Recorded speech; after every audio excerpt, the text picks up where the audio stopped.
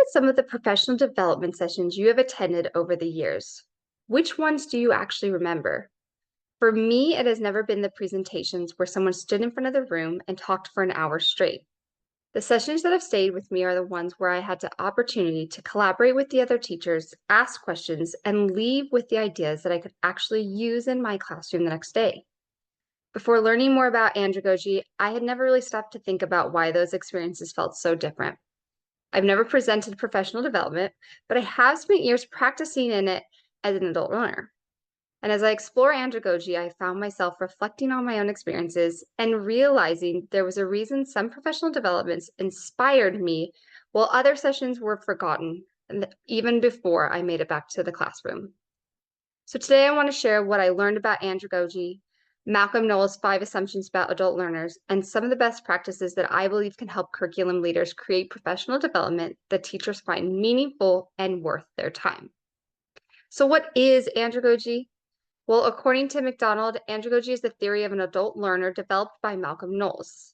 One of the biggest differences between teaching adults and teaching children is that adults bring prior knowledge and professional experience into every learning situation. Rather than starting from the beginning, presenters should help help the teachers connect new learning to what they already know while creating opportunities to reflect on how those ideas fit within their own classrooms. As McDonald explains, Malcolm Knowles believes that adults approach learning differently than children because of the 5 key characteristics. First, adults see themselves as self-directed learners who want to take an active role in the learning process. Second, they bring valuable life and professional experiences that shape the way they understand new information.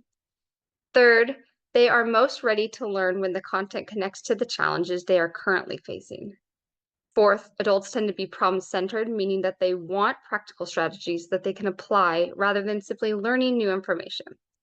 And finally, adults are primarily motivated by internal factors, such as improving their practice and helping others succeed. So looking at these 5 assumptions together, I realized that they all point to one important idea, that teachers learn best when professional development respects their knowledge and experience that they already bring with them. Understanding these assumptions gives curriculum leaders a framework for designing learning experiences that are engaging, relevant, and meaningful. One of the biggest connections I have made while learning about andragogy was that many of the strategies that engaged adult learners are similar to the strategies that engage my own students. One of my favorite parts about teaching upper elementary is watching those light bulb moments when the students begin connecting what they already know, our classroom discussions, and the new content we are studying. Those conversations often lead to a much deeper understanding than if I had simply continued just teaching right through. That realization makes me think differently about professional development. Even though teachers are adults with much more experience than my students, they still benefit from opportunities to reflect, ask questions, and connect new ideas to their own classrooms. I think those moments are often where the most meaningful learning happens because teachers are able to learn not only from the presenter, but one another as well.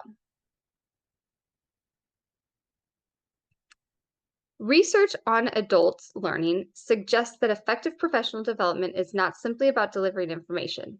It is about creating learning experiences that are purposeful, engaging, and directly connected to teachers' work. As curriculum leaders, our role is to design a professional learning that respects teachers' expertise while providing opportunities for collaboration and practical application. One important best practice is to begin with a clear purpose. The case presentation planning worksheet recommends identifying what participants should know or be able to do by the end of the session before planning the presentation itself.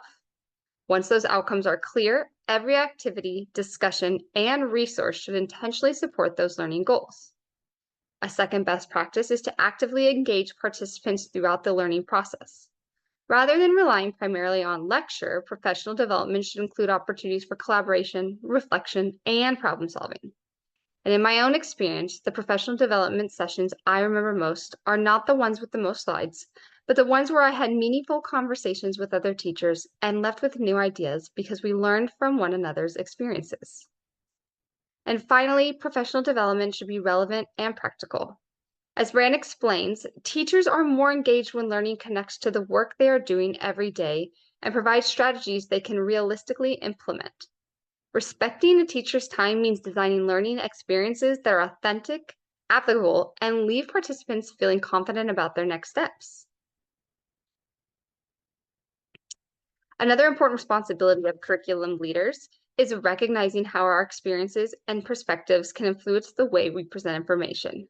According to Cox, creating an inclusive learning environment goes beyond simply avoiding bias. It also means intentionally empowering participants to recognize different perspectives, speak up about bias, and contribute to a culture where everyone feels respected and included. As presenters, we can support this by using diverse examples, encouraging respectful dialogue, and recognizing that teachers come from different schools, cultures, community, grade levels, and life experiences.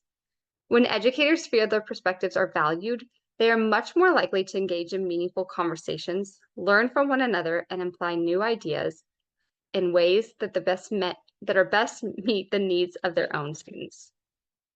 And if there's one thing I hope that you take away from this presentation, it is that good professional development is not about how much information we can fit into an hour. It is about creating learning experiences that teachers find meaningful, practical, and worth their time. As curriculum leaders, we have an opportunity to design professional learning that respects teachers' expertise, encourages collaboration, and inspires continued growth. When teachers leave feeling inspired instead of overwhelmed, they are much more likely to continue reflecting on what they learned and bring those ideas back to their classrooms. And ultimately, that is why understanding andragogy matters. When we invest in meaningful learning for teachers, we are also investing in better learning experiences for the students that they serve.